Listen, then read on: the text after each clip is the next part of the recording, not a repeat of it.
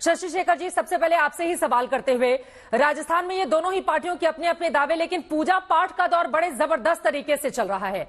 वसुंधरा राजे जाकर हनुमान जी के, गणेश जी के आशीर्वाद ले रही हैं, तो वही वैसी ही कवायद देखने को मिल रही है अशोक गहलोत को लेकर भी। और बड़ा दिलचस्प रहा कि दोनों ने ही बारी बारी से जाकर राज्यपाल से भी मुलाकात कर ली है। इसके मतलब और मायने क्या समझे जाएं? पहले चित्रा, भगवान की बात, अगर दिनकर जी के शब्दों में कहूं तो हारे को हरिनाम, लेकिन जिसको उम्मीद है वो भी हरिनाम ही भसता है। तो अभी कल दोपहर तक 11 बजे तक हरिनाम का भी जोर रहेगा। लेकिन लोकतंत्र में कुछ विधायी शक्तियां राज्यपाल या राष्ट्रपति के हाथ पे होती हैं। तो भगवान के बाद अगर इन राजनेताओं के लिए अगर कोई है तो इस समय राज्यपाल है।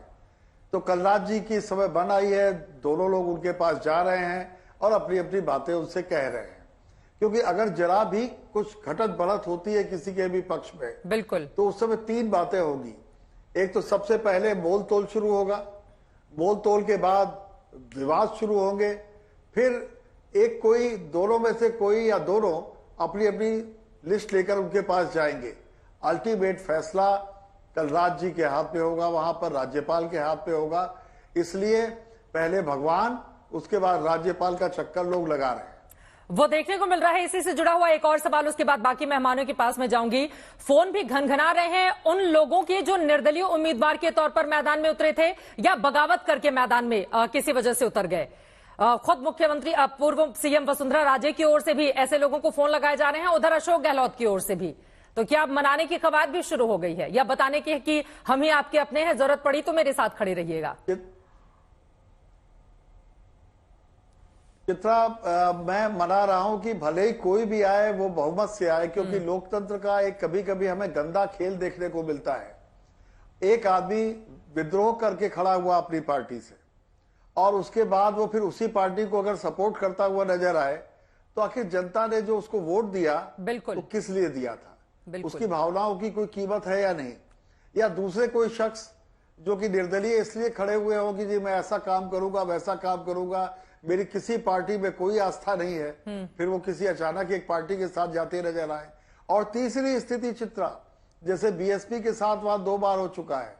बीएसपी या किसी पार्टी के इतने कम विधायक हो कि वहां पे 2/3 वाला फॉर्मूला बड़ी आसानी से लग जाए, तो आखिर पार्टी के प्रति निष्ठा भी कोई चीज होती है कि नहीं होती है? बिल्कुल। आज आखिरी बात, आपके ही चैनल पर मैं एक बहुत अच्छी बात देख रहा था।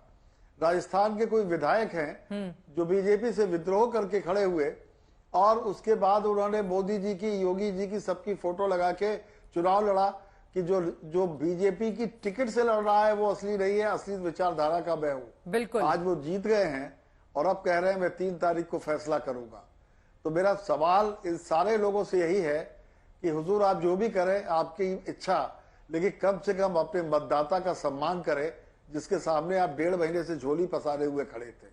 चित्रा, लेकिन ऐसे लोगों की लंबी फहरिस्त है विनोद अग्निहोत्री जी, जिन्होंने बगावत करके, और माना जा रहा है कि अगर भारतीय जनता पार्टी यहां पर कांग्रेस के मुकाबले कम सीटें अभी तक ला रही है एग्जिट पोल में, तो उसके पीछे उसके बागी ही हैं।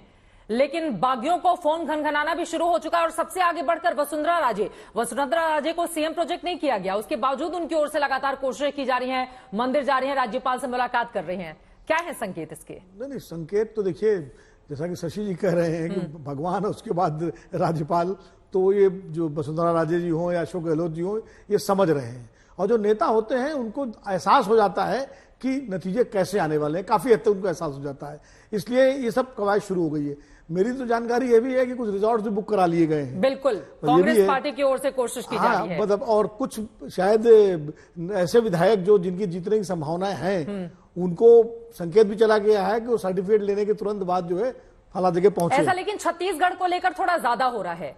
अभी राजस्थान को लेकर तो है, लेकिन छत्तीसगढ़ को लेकर थोड़ी कवायद ज्यादा सुनने में आ रही है। डीके शिव कुमार की ओर से कहा जा रहा है कि मैं तो 5 राज्यों के विधायकों को रिजॉर्ट में रखने को तैयार हूं। वो खुद बढ़ चढ़कर अपनी बातें, शाम को वह हैदराबाद भी पहुंचने वाले हैं। बड़ी दिलचस्प चीज है कि डीके शिव कुमार कांग्रेस के चाणक्य के रूप में उभर के सामने आ रहे हैं। बिल्कुल। अब भले ही वो भी कर्नाटक के उप मुख्यमंत्री हो, लेकिन उनकी भूमिका लगभग वैसी होती जा रही है जैसे अमित शाह की बीजेपी में है। वो चाहे तेलंगाना का चुनाव हो, वो मध्य प्रदेश भी आए थे बीच में, इसके बाद छत्तीसगढ़ का भी कमान उनके हाथ में है कई चीजों की, और जैसा कि आपने बताया कि कह रहे हैं 5 राज्यों का मैं संभाल सकता हूं। तो मुझे लगता है कि डीके एक तरह से जो अहमद पटेल की कमी एक कांग्रेस पार्टी में महसूस की जा रही थी, धीरे धीरे कहीं ना कहीं कांग्रेस की राजनीति में डीके शिवकुमार उसको भरते हुए नजर आ रहे हैं एक बड़े चाणक्य के रूप में। और अगर ये नतीजे वैसे आए, कहीं त्रिशंकु विधानसभा हुई है, जरूरत पड़ी, तो उसमें डीके शिवकुमार की एक बड़ी भूमिका होगी।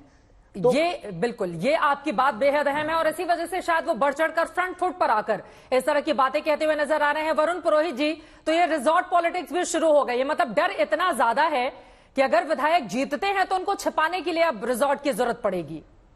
ऐसी स्थिति क्यों बनी हुई है वरुण पुरोहित जी? देखिए चित्रा जी, अभी पिछले कुछ सालों में देखा गया कि निर्वाचित सरकारों को भी किसी न किसी रूप से तोड़ा गया, विधायकों को तोड़ा गया, फिर सरकारें बदली गई। तो इसलिए जो वर्तमान कांग्रेस के नेता हैं उनके मन में भय है या आपके आशंका है कि भाई भारतीय जनता पार्टी अगर नहीं जीतेगी तो विधायकों को तोड़ेगी, सब इधर उधर करेगी। तो ये एक पॉलिटिक्स नए तरीके की देश में चालू हो गई। चालू तो राजस्थान में तो हुई थी, झारखंड के जब विधायक आए थे, वसुंधरा जी सीएम थी, तो उस समय यहाँ रिजॉर्ट्स में रुके थे, करे थे, उससे प्रयास चालू हुई थी। अब एक बिल्कुल हाईएस्ट लेवल पे पहुंचती जा रही है। हाँ। अभी एक बात हो रही है वसुंधरा राजे की। देखिए वसुंधरा राजे जी को विश्वास नहीं है कि आला कमान जो भारतीय जनता पार्टी का है वो उनको मुख्यमंत्री बनाएगा। तो भगवान की भी सहायता ले रही है और निर्दलीय बागियों से भी कांटेक्ट कर रही है। देखिए निर्दलीय बागियों से कांटेक्ट करना भी, मैं इसलिए कह रहा हूँ, अविश्वास है इन लोगों को। तो वो निर्दलीय बागी भी पता ही नहीं जीतेंगे कि नहीं जीतेंगे। रिश्ता है तो बर्थडे विश करेगा नहीं करेगा जी। फोन स्पीकर पर था, उनके ग्रुप में सब लोग बैठे हुए थे, उन्होंने जन्मदिन की बधाई दी, तो जो उम्मीदवार थे उन्होंने कहा कि जीत का सर्टिफिकेट लेकर मैं आपसे मुलाकात करने के लिए आऊंगा। तो ये चीजें चुभ रही हैं कांग्रेस पार्टी को। चित्रा जी, सभी निर्दलीय बागियों की थोड़ी आज ही बर्थडे थी, वो सबको कांटेक्ट कर रहे हैं। इसका मतलब विश्वास नहीं है उनको कि उनकी मेजोरिटी आ रही है, मैं ये कहना चाह रहा हूं। और जहां तक कांग्रेस का प्रश्न है, मैंने अब पता किया आज भी, कांग्रेस का जो कार्यकर्ता था चुनाव के बाद निरुत्साहित हो जाता अगर उनको लगता है कि कांग्रेस पार्टी की सीटें नहीं आ रही। तो वो अभी भी उत्साहित है, उससे लगता है कि कांग्रेस की मेजोरिटी राजस्थान में आएगी।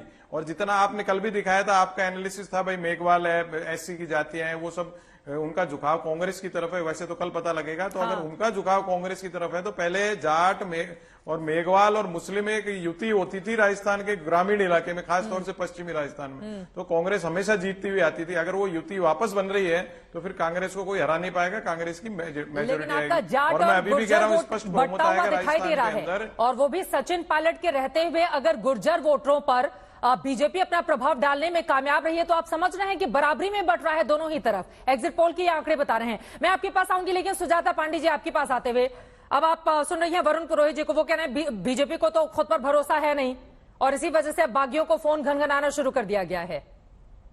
कॉन्फिडेंस है राजस्थान में वापसी कर रही है बीजेपी, या कंफ्यूजन की स्थिति में बागियों का, निर्दलियों का और बाकी छोटी पार्टियों का सहारा है?